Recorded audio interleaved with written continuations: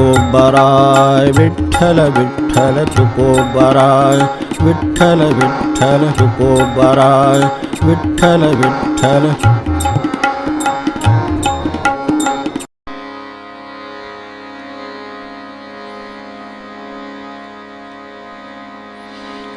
तुकोबाराय विठ्ठल विठ्ठल तुकोबाराय विठ्ठल विठ्ठल तुकोबाराय विठ्ठल विठ्ठल तुकोबाराय विठ्ठल विठ्ठल तुकोबाराय विठ्ठल विठ्ठल तुकोबाराय विठ्ठल विठ्ठल तुकोबाराय विठ्ठल विठ्ठल तुकोबाराय विठ्ठल विठ्ठल तुकोबाराय विठ्ठल विठ्ठल तुकोबाराय तुकोबाराय विठ्ठल विठ्ठल तुकोबाराय विठ्ठल विठ्ठल तुकोबाराय विठ्ठल विठ्ठल तुकोबाराय विठ्ठल विठ्ठल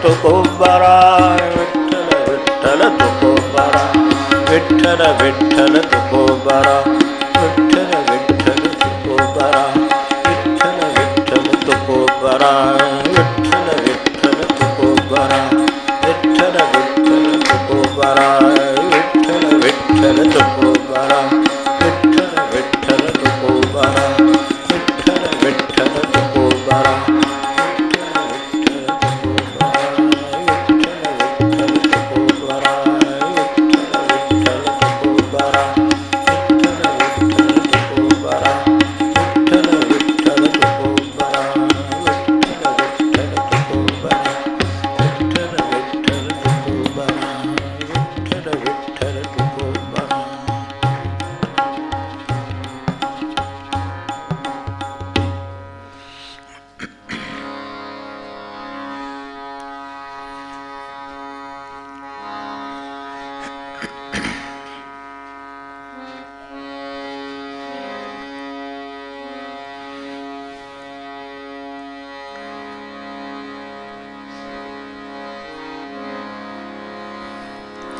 सत्य सत्य भाक माझी तुम्हा सत्य सत्य भाक माझी तुम्हा साधतील येणे इह परलोक साधतील येणे इह परलोक साधतील येणे इह परोपकारासाठी सांगितले देवा परोपकारासाठी सांगितले देवा प्रासादिक मेवा ग्रहण करा प्रासादिक मेवा ग्रहण करा येणे भव व्यथा जाईल भव व्यथा जाईल तुमची सख्या विठ्ठलाची आण मद सख्या विठ्ठलाची आण मद साधतील येणे इह परलोक साधतील येणे इह परलोक साधतील येणे इह परलोक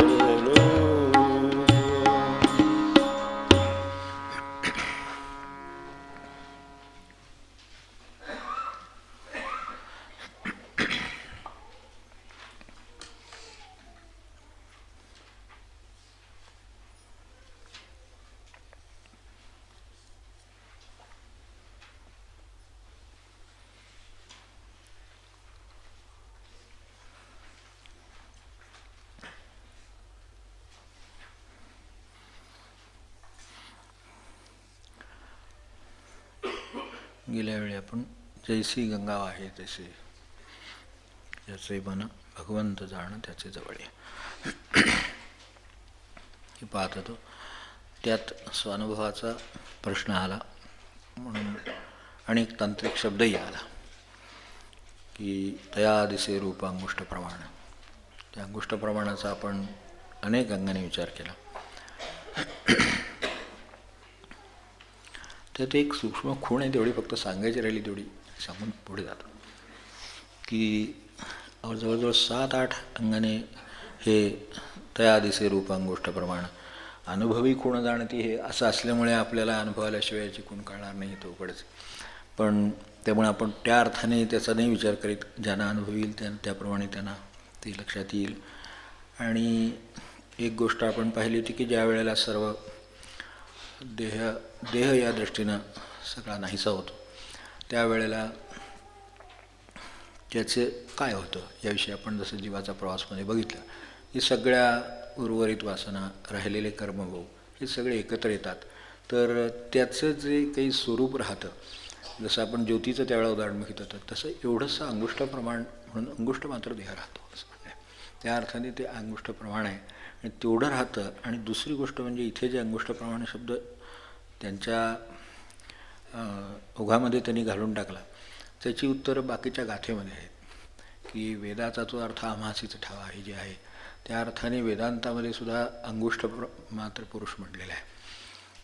जो भगवंत आहे तो अंगुष्ठ मात्र आहे असं म्हटलं आहे आणि पुन्हा अत्यतिष्ठत दशांगुलम म्हणलेलं आहे. तर ते त्यांना माहीत आहे, याची ती खूण आहे की हे अंगुष्ठ प्रमाण आहे. हे जाता जाता सांगितलं म्हणजे याचा अर्थ ते जे म्हणतात दुसऱ्या बाजूला की वेदांताचा अर्थ आम्हाला माहिती आहे, त्याची ती खूण आहे की त्याला तो अंगुष्ठ प्रमाण तिथे म्हटलं आहे हे त्यांना माहिती आहे. आपण ते वाचले की नाही, आपल्याला माहिती आहे की नाही, त्यांनी त्याचा अर्थ तिथे कसा दिला आहे हे त्याच्यात ओघाने येऊन गेलं, एवढं फक्त त्यातलं आहे. बाकी तुका म्हणे पदवी ज्याची त्याला. आता हे असं कसं आहे, साधतीला येणे ह्या परलोक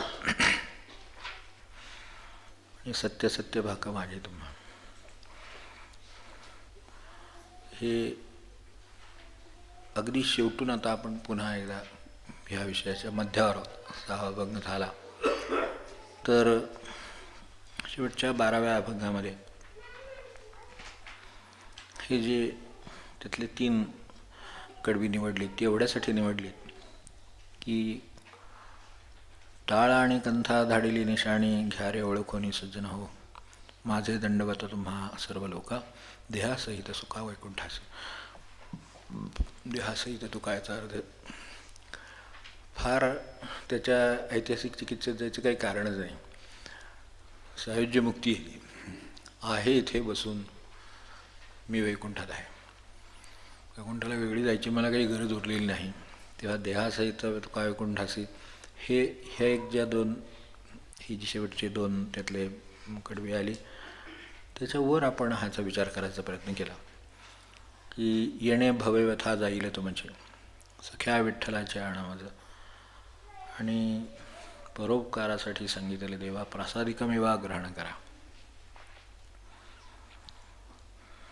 काय एकदा मनुष्य वैकुंठ लोकात किंवा त्या अर्थाने सत्यलोकात किंवा त्या अर्थाने भगवंताच्या कक्षेत वावरत असला म्हणजे तो जे करतो त्यालाच खरा परोपकार म्हणायचा. परोपकारासाठी सांगितलेले देव आहे का? व्यवहारात कोणी असं परोपकारासाठी काय सांगत नाही. त्यात देवघेव आहे, त्याच्यामध्ये व्यवहार आहे, त्याच्यामध्ये त्याचं काहीतरी हेतू आहे, त्याचा तो त्यालाही साध्य करायचा आहे, तो त्याला सांगणार, हा त्याला सांगणार, दोघेही व्यवहार करणार आहे शेवटी. असा ज्या अर्थाने परोपकार आहे, तर तो हा जे या वैकुंठात राहिले देहासहित तुका वैकुंठासी इथे जे आहेत त्यांच्याकडूनच हा परोपकार शक्य आहे. परोपकारासाठी सांगितले देवा प्रासादिकमेवा ग्रहण करा. तर तोच मनुष्य दुसऱ्याला ही बरोबरीची माणसं आहेत, ती त्यांच्याच बरोबरीची आहेत, त्यांच्यापेक्षा परिस्थितीनं कितीतरी, विद्वत्तेनं कितीतरी, सत्तेनं कितीतरी, व्यवहारानं कितीतरी मोठी मोठी माणसं आहेत. काय व्यवहाराने करायचीत लहानही असतील, पण अशा लोकांसाठी सुद्धा एका बाजूला त्यांचं संबोधन आपण जसं इथे व्यवहारात म्हणतो देवा एवढं करता का असं, तर त्याच्यातल्या देवाला ती हाक परोपकारासाठी सांगितले देवा हे का म्हणावं लागलं, तर माणसाला असं परोपकाराची सवय नाही, त्याला असं वाटतं हा पुढे काहीतरी सांगेल.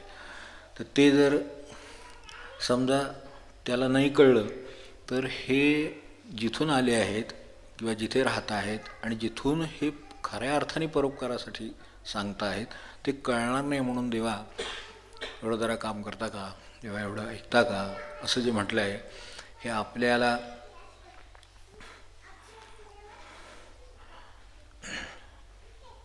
सुनो मेरे गुनिया तसं आहे ते. तेव्हा आपल्या मुलाला काही काम सांगायचं आहे, लहान मुले काही काम सांगायचं आहे, तर बाळ त्यावेळेला त्याचा टोन कसा असतो आणि त्यातूनही आणखीन काही असेल, तो नाही ऐकण्याची शक्यता असली, त्याला नाही कळण्याची शक्यता असली, तर बाळासाहेब एवढं जरा करता का. तसे हे आमचे हे देवा आहेत, हे खरोखरच परोपकारासाठी सांगितलं आहे हे त्यांना सांगायचं आहे. नाहीतर काय ते सांगतच असतात, इतके अभंग बोलतात, हेही सांगितले असतील असं वाटेल आणि तो सोडून देईल. आणि खरा परोपकार काय हे पण त्याच्या लक्षात येणार नाही. कारण तो ज्या विश्वात वावरतो तिथले जे परोपकार आहेत, जे काही उपकार किंवा संबंध आहेत, ते त्याचीच कल्पना त्याला आहे. जो ज्या विश्वात वावरतो त्याच्या पलीकडची विश्वाची त्याला कल्पना येत नाही. एक सहज आपल्याला उदाहरण म्हणून देऊन ठेवतो फक्त, की आपण स्वतंत्रपणे जगतो की आपल्या कल्पनात जगतो याचा एकदा विचार करावा का तरी. की आपल्या काही कल्पना आहेत आणि त्यानुसार आपण जगतो. आपण कल्पना खरी असेल असं कशावर. कल्पना खरी नाही, शाश्वत नाही, भगवंताशी ताडून बघितलेली नाही, संतांशी ताडून बघितलेली नाही, पण जगतो मात्र तिच्यामध्ये. माझ्या काही कल्पना आहेत त्यानुसार मी जगणार. तर मला खरं जगणं काय आहे ते एकदा कळावं, त्यासाठी यांच्याकडे जावं लागतं. तेव्हा हा जसा आपण नेहमी या कल्पनात जगत राहणार आणि त्यांना मात्र असा अभिप्रेत आहे की भगवंताला जे अभिप्रेत आहे ते आपण करावं, त्यांना जे जगणं अभिप्रेत आहे ते आपण जगावं. तर असं जर आहे तर मग हा परोपकार कळावा कसा. कारण मला जी कल्पना आहे, उपकारांची कल्पना आहे, ती एखाद्याला मदत करण्याची आहे. काय कोणी आर्थिक करेल, कोणी आणि काय करेल, शरीराने मदत करेल, काय करेल ती करेल. पण खरी मदत कोणती आहे, खरा उपकार आपल्यावर कोणता.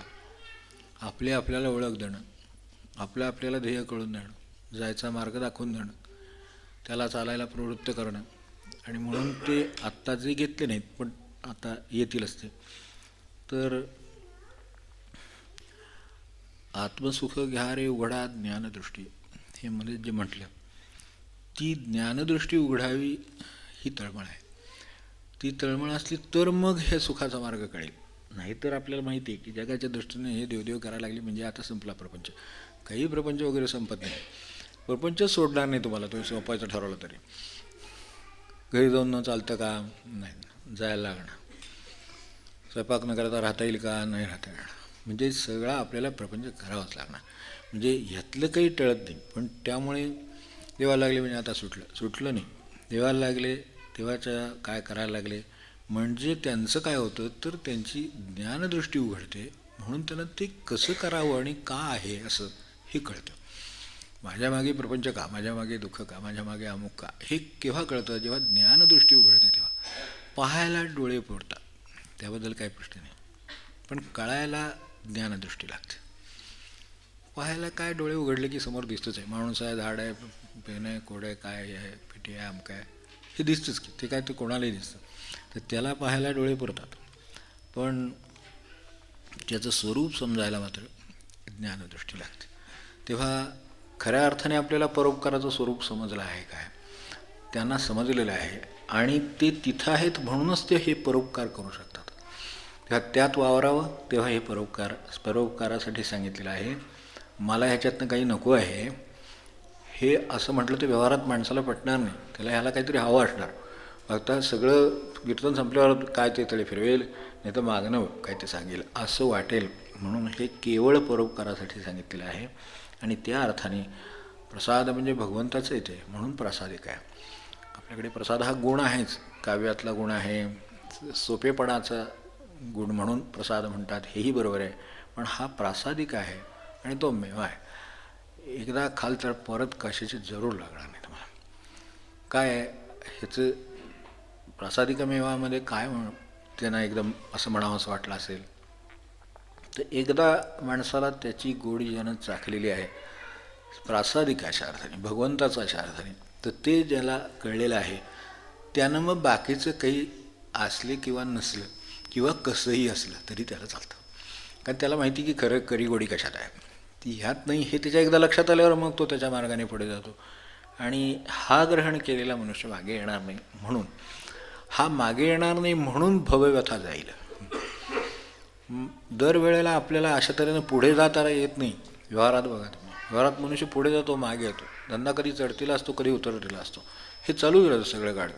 गाडगं कसं आहे की ते चक्रनेमी क्रमेण किंवा आपल्या त्या ह्याच्याप्रमाणे राहटाप्रमाणे ते उलटे होतात.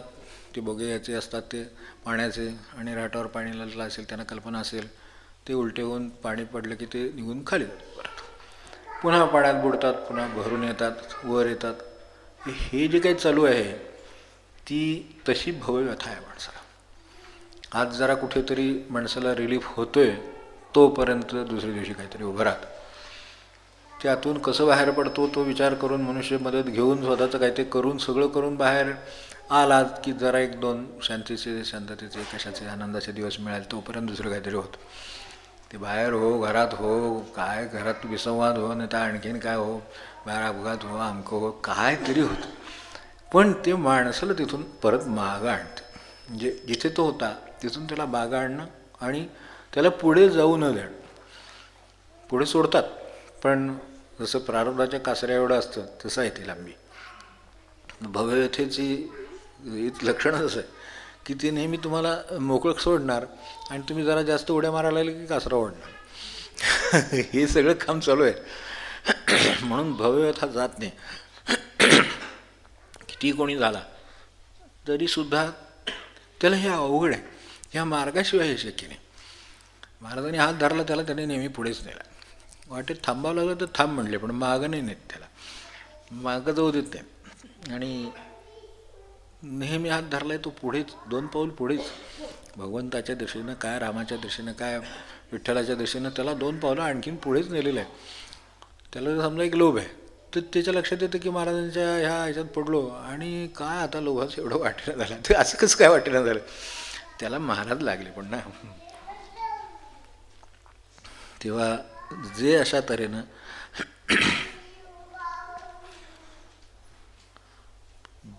हे ज्या वैकुंठात राहतात, जिथे सदैव आनंद आहे, जिथे सदैव शांती आहे, जिथे सदैव स्थैर्य आहे. विठ्ठलाचं प्रतीकच स्थैर्याचं आहे, विठ्ठलाचं प्रतीकच मौनाचं आहे. आपल्याला मौनाचं प्रतीकही नाही, स्थैर्य तर राहतच नाही. तर त्यामुळं चित्त सतत विचलित होतं, पुढे जा मागे या. तर ते तसं त्यांचं चालू आहे काम. मग आपल्याला असं भावाचं कामच आहे की तुम्हाला पुढे न्यायचं आणि व्यथा काय तर मागे आणायचं. सोडायचा त्याला, जरा बरं वाटते म्हटलं की कासरा ओढायचा. तेव्हा याच्यातून सुटका ज्याला हवी आहे त्यांनी त्याच्यावर खरा उपकार हाच की त्याला ह्यातून सोडवला. एरवीचं काय दिलं, काय लौकिक एखादी गोष्ट असेल नसेल, काय 4 पैसे असतील, कमी होतील जास्त होतील, हे होईल. काय तब्येती बऱ्या राहतील न राहतील, आजारपणं होतील, बरा होईल. पण बरा होईल तो परत आजारी पण पडेल, आपल्याला माहितीच आहे. आपण किती वेळा आत्तापर्यंत बरे झालो आहे, किती वेळा आत्तापर्यंत लहानपणापासून आपण आठवलं तर किती वेळा आपण बरे झालो. पण परत आपण आजारी, किती वेळा बरं झालं म्हणजे किती वेळा आजारी पडलो आहे असंच त्याचा अर्थ आहे ना. मग आपल्याला अगदी सर्दी परस खोकला साधं जरी काय असलं तरीसुद्धा ते माणसाला ते पुढे मागे हे जा कार्यक्रम त्या भावामध्ये ठेवतं. तेव्हा ही व्यथा जायला माणसाला हे याला मूळ तिथून सोडवला पाहिजे. आता समजा एक आजारपणाचा मुद्दा आला, समजा हे असंच आहे, आपण कितीतरी वेळा आजारी पडलो, कितीतरी वेळा बरे झालो, तेव्हा बरं वाटलं, आजारी पडलो की दुःखाला सुरुवात आहे, काय माझ्या वाटायला आलं आहे असं तसं. आता तसं काय, आता ह्यात राहायचं म्हणजे हे वाटायला येणार. मग त्याला आनंद कसा मिळावा किंवा सुख कसं मिळावं, तेवढ्यासाठी हे जे प्रासादिकमेवा म्हटलं आहे तो आपल्या लक्षात राहू दे याच्यासाठी हे सगळं सांगितलं. तर सख्या विठ्ठलाची आणं माझं किंवा भगवंताची शपथ घेऊन सांगतो, विठ्ठलाची शपथ घेऊन सांगतो की यांनी तुमची भवव्यथा नक्की नाहीशी होईल.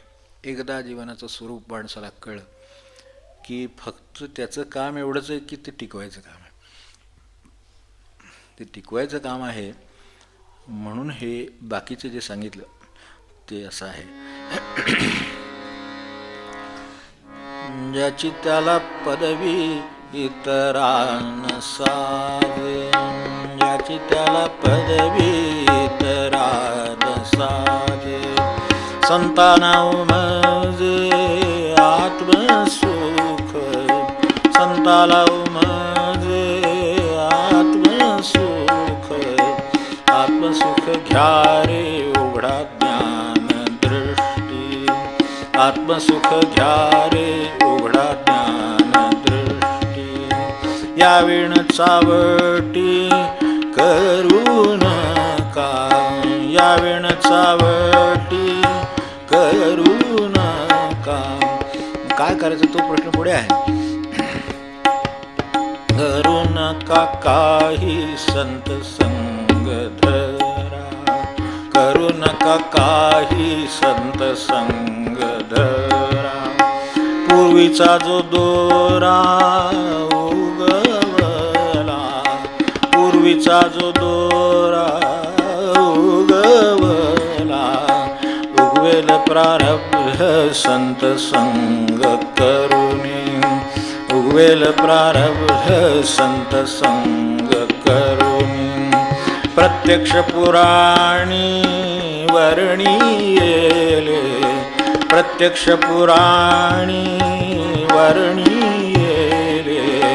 वर्णियेले एका गुण नाम घोष, वर्णियेले एका गुण नाम घोष. जातील रे दोष तू का म्हणे, जातील रे दोष तू का म्हणे. काही संत संग धरा, करू नका काही संत संग धरा, करू नका काही संत संग धरा.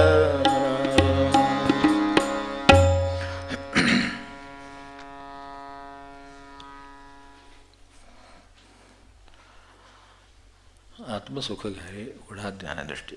आता ह्याला सुखदुःखाच्या ह्याच्यातनं मी सोडवतो आणि प्रासादिक मेवा ग्रहण करायला त्याला देतो आहे, त्याने तो घ्यावा एवढा. ह्यात उपकार असण्यासारखं काय आहे, तर ज्या अर्थाने खरा उपकार आहे तो हा की आपण जे जन्माला आलो ते खरं तसे एकटेच आलो, पण ते एकटं राहता येत नाही. एकाचे दोन होतात ते पुढे त्याला वेळ आहे, पण आधीच मुळात त्याचं माझं तुझं सुरू होतं, मी एक तू एक. आणि सुरुवातीपासून रचनाच ह्या भावातली असल्यामुळं, ह्या सगळ्या प्रपंचाच्या ठेवणीतली असल्यामुळं ते मला देणार आणि तेव्हा मला सुख होणार. आणि अर्थात असं गृहीत आहे की मी त्यांना देणार तेव्हा त्यांना सुख होणार, असं खरं समजून सगळा व्यवहार चाललेला आहे. वास्तविक मी त्यांना काही नाही दिलं तरी त्यांचं त्यांचं होऊ शकतं, आणि त्यांनी मला काही नाही दिलं तरी माझं होऊ शकतं, कारण माझं सुखच मुळात त्याच्यावर अवलंबून नाही. कारण ह्याच्याबरोबर विरुद्ध होतं. मी त्यांना दिल्यावर त्यांना सुख होणारे बरोबर आहे, मी त्यांना देत नाही मग त्यांना दुःख होतं. यांच्या बाबतीत तेच होतं, ते मला देणार तेव्हा मला सुख होणार. आता ते मला देत नाहीत म्हणजे माझ्या वाट्याला दुःख येतं. तेव्हा हे दोघांनी जर अशाच पद्धतीने विचार करायचा ठरवला तर दुःखच राहील नुसतं फक्त जगामध्ये. तेव्हा कारण ह्याचं मूळ हा परोपकार हा की ते सुख हे दुसऱ्याला अवलंबूनच नाही. मुळात मी देईन त्याला किंवा नाही देईन, किंवा तो मला देईल किंवा नाही देईल, मी सुखातच आहे. ते कुठल्या सुखात आहे म्हणून मुद्दाम सांगितलं, संताना उमजे आत्मसुख. ते आतच आहे, ह्याची उमज त्यांना आहे. त्याचं त्यांनी देण्यावर किंवा ह्यांनी देण्यावर काही अवलंबून नाही. खरं सांगायचं तर व्यवहाराने माणसाकडे एखादी गोष्ट नाही, त्यांनी मागितली दिली ठीक आहे, पण सुखाचं म्हणाल तर ते असं देण्यासारखं नाही. ज्या अर्थाने आनंद आहे त्या अर्थाने इथे आत्मसुख म्हटलं मुद्दाम की हे स्वतःचंच आहे आणि स्वतःपुरतंच आहे. पण जर दुसऱ्याकडे बघाल तर दुःखी व्हालच. दुसऱ्याकडे कुणाहीकडे बघा तुम्हाला दुःख वाटायला येईल.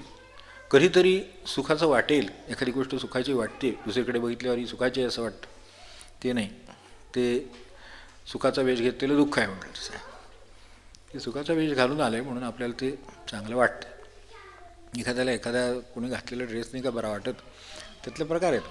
किती भारी आहे, किती का भारी असेल ना, आपल्याला काय तसं त्याच्यावर ते नाही अवलंबून. किती भारी गाडी आहे, आज ती असू दे किती भारी गाडी आहे, ते आज ते चालवतील ते, पण ते तिकडे बघून माझं काय ते होणार आहे. समजा अशी जर मी घेतली की गेला भावात तिकडं, त्या अशा किती त्याला आयुष्यभर घेतलं तरी संपणार नाही त्याचं काय. त्यामुळं हे सारखं ते दुसरीकडून मला ते मिळणार आहे आणि मी दुसऱ्याला, तुम्ही दुसऱ्याला काही देणार नाही, तो तुम्हाला काही देऊन खऱ्या अर्थाने सुखाची देवघेव होत नाही. आत्मसुखच खरं. दुःखाची देवघेव होते, ती आपल्याला चांगली कल्पना आहे. ते घरात सुद्धा उजडलं की व्यवहार सुरू, तर झोपेपर माणसाला उजडल्यापासून रात्रीपर्यंत एकमेकांना दुःख सहज देत आहेत. त्या अर्थाने जे थोडंफार असेल तसं सुखही देता येतं. पण ते आता परवा आपला कुठे विषय झाला मला माहीत नाही, पण कुठे आपला विषय झाला तसा आहे की बरं आहे ना, छान आहे ना वगैरे विचारलं म्हणजे बहुतेक पुढे चहा द्या म्हणतील, असं काहीतरी असणार आहे. त्याला लवकर हवा असेल म्हणून हाक मारून अगदी चौकशी करून तब्येतीची बरं आहे ना वगैरे, ते पुढं काहीतरी आहेच त्याच्यात. म्हणजे त्या क्षणी जरी ते वाटलं तरी ते कशासाठी तरी आहे, ते जगाचा व्यवहार असा कशासाठी तरी आहे. तर ह्यात अडकलेला माणूस त्याला बाजूला काढणं ही खरामत त्यांचीच असते. हे असो किंवा नसो, कारण मुळातच संताना उमजे आत्मसुख त्यांना ते माहिती आहे. ते ज्या ठिकाणी बसलेत त्या ठिकाणी हे त्याच्यावर अवलंबून नाही, व्यवहार त्याच्यावर अवलंबून असेल. व्यवहार हा कोणाला चुकला नाही, तो कशावर तरी अवलंबून आहे हे मान्य, पण त्याच्यावर माझं सुख अवलंबून नाही, आनंद अवलंबून नाही. म्हणून आपण अधिक व्यवस्थित म्हणायचं असेल तर आनंद अवलंबून नाही. हे सुखाचं देणं घेणं, दुःखाचं देणं घेणं हा कार्यक्रम चालू राहणार, व्यवहार चालू राहणार, तसा हेही चालू राहणार. पण हे जरी चालू राहिलं तरी हे चालूच राहणार, म्हणजे मी सुटणारच नाही. कारण हे चालू राहता राहता कधीतरी एखाद्या क्षणी मी जाणार, पुन्हा येणार तो हे सगळं आहेच आपलं वासनादेह बरोबर घेऊन पुन्हा आपलं सुखदुःखाचं पुन्हा सुरू कार्यक्रम. हा आपल्याला काही कार्यक्रम करायचा नाही आहे हे त्यांना सांगायचं आहे, त्याची तळमळ आहे. म्हणून हे म्हटलं संतानां म्हणजे आत्मसुख. आत्मसुख घ्या हे उघडा ज्ञानदृष्टी. खरं भगवंतानी सगळं आपल्याला हे दिलं आहे. एक यंत्र शरीर आहे यंत्र नाही म्हटलं ना, समर्थाने काय कमी म्हणून ठेवले का? कुणी कमी म्हटलं आहे? सगळ्यांनी हे मुद्दम लक्षात आणून दिलं आहे की एवढं बघा तरीसुद्धा खूप आहे. पण सामान्य माणसाला सुद्धा डोळे आहेत, पापणी आहे, पण ती उघडल्याशिवाय साधं दिसत नाही. ती सुद्धा उघडायला लागेल ना, तेव्हा त्याला ते काय अभ्यासाला बसलेल्या मुलाला जसं होतं तसं आपल्या जगण्याला बसलेल्या आपल्या असं झालेलं आहे की त्याला डोळे मिटले तर डोळे असून साधं दिसत नाही, कारण पापणी उघडल्याशिवाय ते कसं होणार. तेव्हा पापणी तरी उघडली पाहिजे म्हणजे दिसेल. इतकं साधं जिथं शरीरात चालत आहे आणि तीसुद्धा तो का उघडतो आहे, ते एक तर पोटापाठी लागलं आहे म्हणून उघडतो. जर त्याची काही फारशी काळजी नसती तर मनुष्याने त्यासाठी काही पापणी उचलली नसती. उचलली असती पण ती कशासाठी? काही सुखाचं काय दिसत असेल तर बघण्यासाठी, यापेक्षा काय नाही. तेव्हा त्याचे आज कल्पना आहेत त्या इथे आहेत आणि त्यांना असं म्हणायचं आहे की उघडा ज्ञानदृष्टी. आणि असाच शब्द तिकडेही वापरला आहे ना, ज्ञानदृष्टी उघडा रे. त्याने काय म्हटलं? पुन्हा हेच म्हटलं. तेव्हा ही पापणी एक वेळ उघडायला सांगायला लागत नाही, कारण साधं उठल्यावर त्याला पाणी जरी हवं असलं तरीसुद्धा डोळे उघडल्याशिवाय ते दिसत नाही, पिता येत नाही, तोपर्यंत तहान भागत नाही. इतकं साधं जर पाण्याचं आहे तर त्याला त्याच्या व्यवहारासाठी तो डोळे उघडणार, त्याबद्दल काही प्रश्न नाही. पण उघडा ज्ञानदृष्टी हे मात्र त्यांना सांगावं लागतं. ती ज्ञानदृष्टी आली असेल तर सगळं जग बरोबर चाललेलं आहे, फक्त आपल्यातला बिघाड दुरुस्त केला म्हणजे झालं. एकूण एक गाडी आहे समजा, वाहन आहे एखादं, तर ते सगळं बरोबर चाललं आहे. एखादा नटबोल्ट कुठेतरी खडखड खडखड ते वाजत असतं, तसं आपलं मन जगामध्ये खडखड खडखड वाजतं आहे. जग व्यवस्थित चाललेलं आहे, जगात काही खडखडाट नाही आहे, जग व्यवस्थित आहे. आपण नसताना होतं, आज आहे, उद्या राहणार, उद्या नसलो तरीसुद्धा उद्या जग चालणारच, व्यवस्थित चालणार ना. मग तिथे काही खडखड नाही आहे. आणि ती जी खडखड आहे ना ती त्याची स्वाभाविक आहे. जसं व्यवहार स्वाभाविक आहे, जसा बदल स्वाभाविक आहे. इथे जे काळ करामत दिसत न कोठे ते जे आहे ते सगळं, त्यात ती वस्तू सुखाची ते दुःख हे चालूच आहे कार्यक्रम. आज जे सुखाचं वाटतं ते उद्या दुःखाचं दिसतं, आज दुःखाचं वाटतं ते कधीतरी सुखाचं होतं. हा कार्यक्रम मायाचा कार्यक्रम आहे, त्यामुळे तो चालूच राहणार आहे. त्याच्यात मला समाधानाचं, माझं समाधान त्यात मी अडकू नये कधी. परिस्थितीमध्ये आपलं समाधान कधी अडकवू नये. परिस्थिती काय रंग दाखवेल आपल्याला काय माहिती आहे परिस्थिती, पण तिचं किंवा जगाचं म्हणा, तर हे जगाचं तसंच चालू राहणार. जे काही खडखडतं आहे, जो काही दुःख आहे, कुठं त्रास आहे, तर तो आतूनच आहे. याचं कारण का, तर सुख जर आत्मसुख आहे तर त्याचं जग जर आपल्याला महाराज किती सोपं म्हणले, जग जर आपल्याला सुख देऊ शकत नाही तर ते दुःखही देऊ शकत नाही. खऱ्या अर्थाने जग आपल्याला सुखही देत नाही, खऱ्या अर्थाने जग आपल्याला दुःखही देत नाही. जे समजून घेतो ते मीच फक्त. कशाला तरी मला ते सुखाचं, आता जे मला सुखाचं आहे ते दुसऱ्याला सुखाचं असेलच का, असं काही सांगता येणार नाही. म्हणजे ती वस्तू नक्की कशी आहे हे सांगता येत नाही. ती सुखाची म्हणून आहे का दुःखाची म्हणून आहे असं सांगता येत नाही. कारण मला जे दुःखाची वाटते ती त्याला अत्यंत सुखाची वाटते. तर काय करणार. ह्या सगळ्या चक्रातून जर बाहेर यायचं झालं तर हे त्यांना परोपकारासाठी काय सांगायचं आहे, तर आत्मसुख घ्या रे उघडा ज्ञानदृष्टी. ते माझ्याचकडे आहे आणि मी ते माझ्यातच शोधावं. बाकी कुठेही आनंदाचा शोध घेऊन मिळणार नाही, सुखाचा शोध घेऊन मिळणार नाही. आणि म्हणून मुद्दम तुकोबांसारख्यांनीच जे म्हणावं तसा शब्द पुढे वापरला आहे, यावेळेनं चावटी करू नका. त्यांनीच म्हणावं फक्त, हे आपलं काही अधिकार नाही. यापेक्षा चावटी करू नका असं का म्हणावं लागलं, तर यावेळेनं चावटीच चालली आहे. म्हणून आत्मसुखात जर मनुष्य असेल तो व्यवहार करेल हो, आणि पुन्हा आपल्या जागी जाऊन बसेल. तो आत्मसुखातच आहे. त्याचं काही काम असलं तरी नसलं तरी बसला तरी कसंही तो आत्मसुखातच आहे. आणि खरं सांगायचं तर सुख तिथेच आहे. म्हणून अनेक वेळेला असं होतं ना, ते नाही का माणसांची लग्न वगैरे होतात, जे आहे आपले झालीच असतील किंवा होतील नसली तर ते जे काय असेल त्यामध्ये पहिल्यांदा काय सुखाच्या काय आता काय होणार, कसं होणार, तीच वस्तू सुखाची देते दुःखा वगैरे काय, आणि पुन्हा दुःख तर कशी पुन्हा आहेच परत सुख वितरतोय आहे, हे काही उलगडणारच नाही कोणं कधी. त्यामुळं असं होणार नाही. तर ही ठीक आहे, व्यवहाराने चावटी आहे ती ओळखून राहावा. तर हे त्यांनी म्हणावा असाच शब्द आहे, यावेळेनं चावटी करू नका. आणि तो म्हणजे साध्या भाषेत म्हणजे आपण मुलाला सांगतो ना जरा शांत बस, उपद्व्याप करतो, ते जे तेच ते. आता मोठ्यानं असं म्हणता येत नाही, मुलांना म्हणता येत. तेव्हा आता आणखीन काही नवीन काम काढू नका, काही करू नका, नवीन काय आणखीन उद्योग करू नका ठेवू.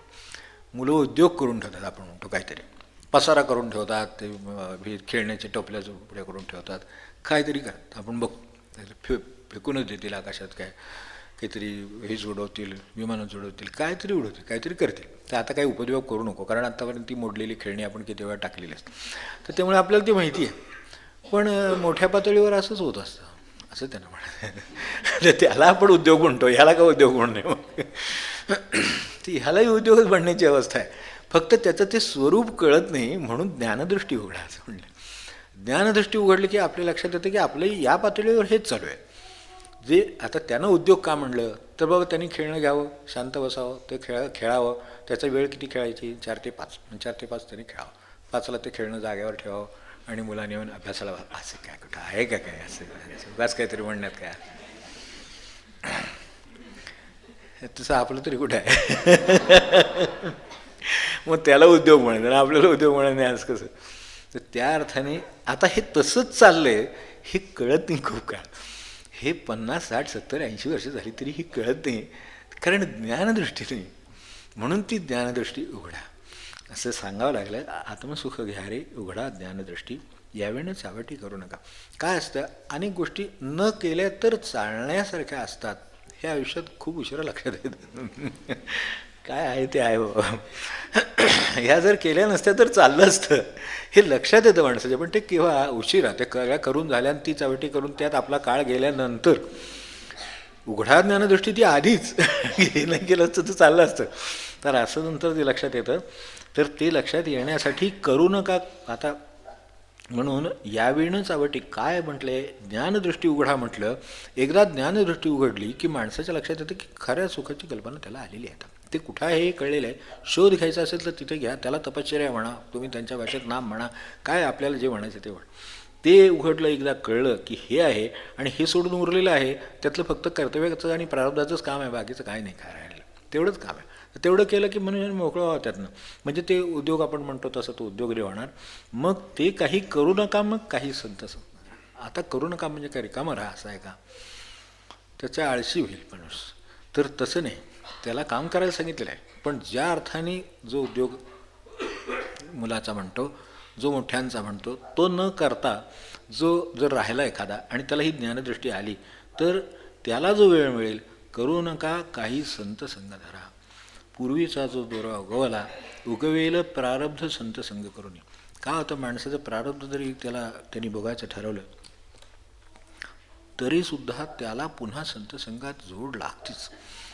कारण जसं एखादा शल्यक्रियेमध्ये विशारद असतो, तर त्याला तो बारीक सारीक त्याच्यातलं ते काही आहे ते त्यातली ज्ञानदृष्टी आहे, ती वैज्ञानिक असेल काय असेल ती त्याला माहीत असते. त्यामुळे हे म्हणतात नाही झाले बरोबर, आता मला बरं वाटते. ते म्हणतात नाही बरं नाही वाटतं, अजून काहीतरी मला त्यात हे दिसतंय, काहीतरी दोष दिसतोय.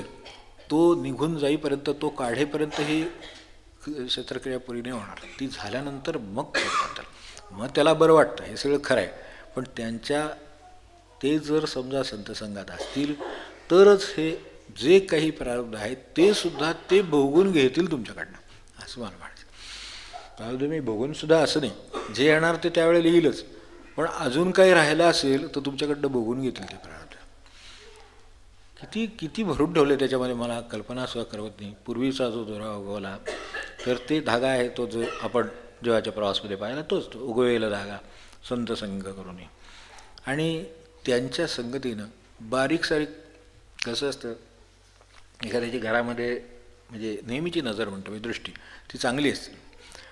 घरातल्यानी केर काढलेला असतो, मग त्याला आल्यानंतर दिसतं इकडं राहिले, हे असंच आहे, हे तसंच राहिले, हे कोपरा असाच आहे, इथे जळमट आहे, तिथे हे आहे, हे कारण त्याच्याकडे ती दृष्टी आहे म्हणून त्याला ते कळतं.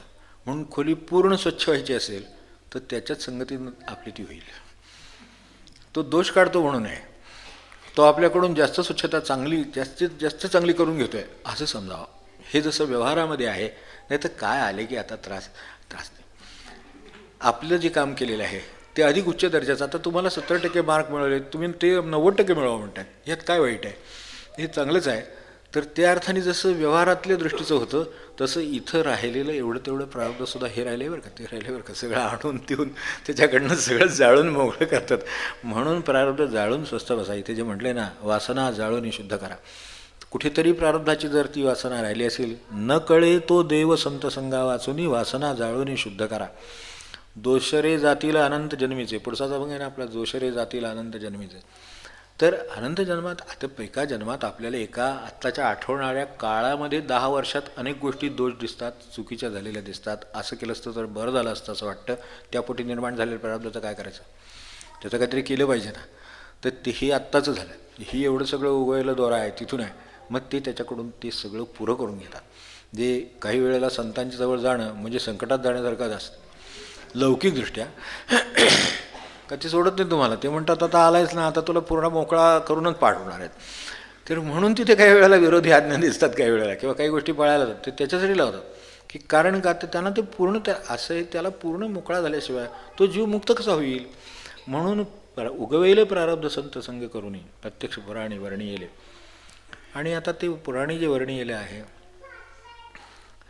ते कशानं जाईल, एका गुणनाम घोषे जातील रे दोष तुकावणे. आता तेवढं गुणनामघोष, तेवढा नामघोष करतो. उद्या आता महाराजांची इच्छा असेल त्यानुसार नाम आणि आपली भेट.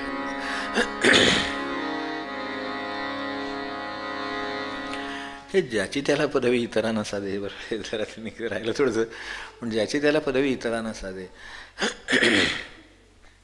आपले शंकर महाराज होते, बाबा महाराज आहे, 2 माणसांनी मोठं काही साकून ठेवलेलं, त्याच्यातलं त्यांची त्यांना पदवी साचते.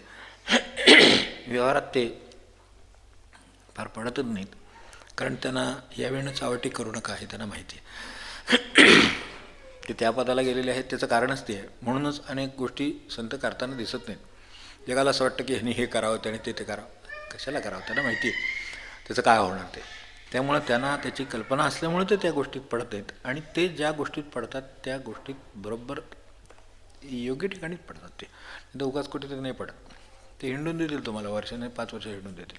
करा काय करायचं ते वाटतील. तुमचं तुम्ही शिकणार असला तुम्ही शिका, नसेल तर योग्य वेळी ते शिकवतात.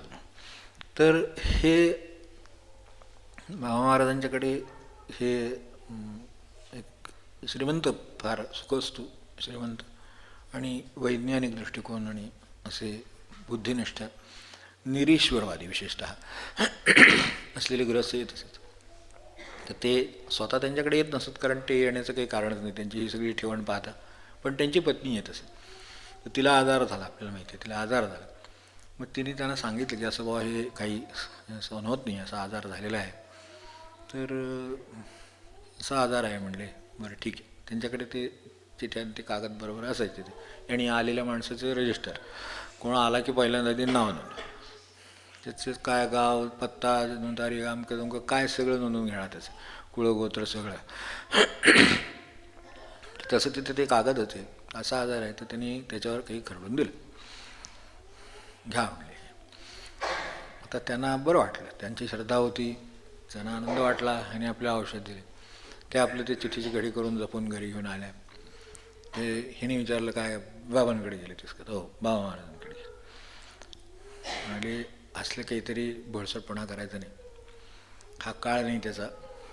आज एवढे संशोधन झाले, एवढे मोठे डॉक्टर्स आहेत, एवढे मोठे सुविधा आहेत, तर हे सगळं असलं हे नको, हे ते ठेवून टाक. त्यामुळे ती चिठ्ठी त्यानं ठेवून टाकली. ते म्हणले आपल्याला काय कमी आहे? बरोबर, हा एक अलीकडे एक मोठाच प्रश्न आहे, तो त्यावेळापासूनच आहे. आपल्याला काय कमी आहे? आपण इथे पुण्यात सुद्धा नाही कमी. आता आपण इथं म्हणतो आपल्याला काय कमी आहे, आपण पुण्यात जाऊ, तर तसं नाही, त्यावेळेस ते पुण्यातच होते. त्यामुळे ते म्हणले आपल्याला काय कमी, आपण मुंबईत जाऊ. तिथं डॉक्टर वाड म्हणून होते, ते फार मोठे ह्यातले फिजिशियन त्या काळातले. त्यामुळं त्यांच्याकडे आपण जाऊ, तपासणी करू, सगळं काय असेल ते तिथे ठरेल, ते औषध देतील ते आपण घेऊन गेले त्यांच्याबरोबर. तर त्यांच्यापुढं बोलायची तो काळ, ह्या 50 सालातला काळ, त्याच्यात कुठं बोलायची प्राज्ञा नव्हती काही. त्यामुळे त्यांच्याबरोबर गेल्या. बरं, काही खरोखरच काही कमी नव्हतं, गाडी नाही, घोडा नाही, कसली कमी नाही, पैशाला कमी नाही, सुखवस्तू. त्यामुळे तिथं गेले, त्यांना दाखवलं, नंबर लावून सगळं हे करून ते म्हणले तुम्हाला औषध देतो लिहून घ्या, ह्यानं गुण येईल, नंतर नेहमीप्रमाणे दाखवायला या, परत त्याच्यानंतर फॉलोअप वगैरे सगळं. ते सगळं होऊन परत घरी आले.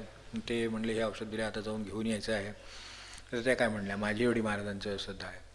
तर त्यांनी तुला काय दिलं होतं? ते म्हणले लिहून दिलं होतं. म्हणले काय दिलं होतं औषध? तीच आज जी घडी करून चुरगळलेली चिठ्ठी होती ती घेऊन आल्या बाहेर. ते म्हणले मला काय कळत नाही, तुम्ही बघा. कारण हे सुशिक्षित आणि जाणकार, आणि त्यांनी तिने बोललेलं थोडंच चालणार होतं. तर त्या डॉक्टर वाडने जे औषध दिलं होतं ते बाबा महाराजांच्या चिठ्ठीवर होतं. याची त्याला पदवी इतरांना साधे. ते तिथे गेलं की तिथे ती पदवी तिथे आहे, आणि ती तिथपर्यंत जावं असं काही कुठे म्हटलं की कोणी होऊ नये, हे करता येणार नाही, असं काही म्हटलेलं नाही. आणि त्यासाठी ते शंकर महाराज म्हणायचे तसं, याला आपल्याला जरा जोरच करायला पाहिजे, त्याला काही इलाज नाही. पेशन्सही पाहिजे, जोरही करायला पाहिजे, सातत्य पाहिजे. हे अवघडा ज्ञानदृष्टी, तशी ज्ञानदृष्टी उघडून सगळ्या घटना बघितल्या पाहिजेत, हे खरंच आहे. ते म्हणले जर भाकरीची चिंता करायची असली तर मनुष्याच्या जन्माला कशाला यायचं म्हणले शंकर महाराज म्हणले.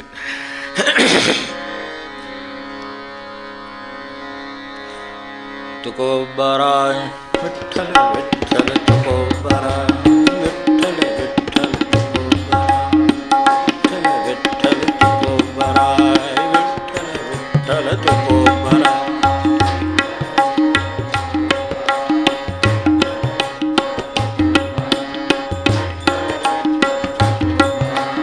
विठ्ठल विठ्ठल तुकोबाराय विठ्ठल विठ्ठल तुकोबाराय विठ्ठल विठ्ठल तुकोबाराय विठ्ठल विठ्ठल तुकोबाराय.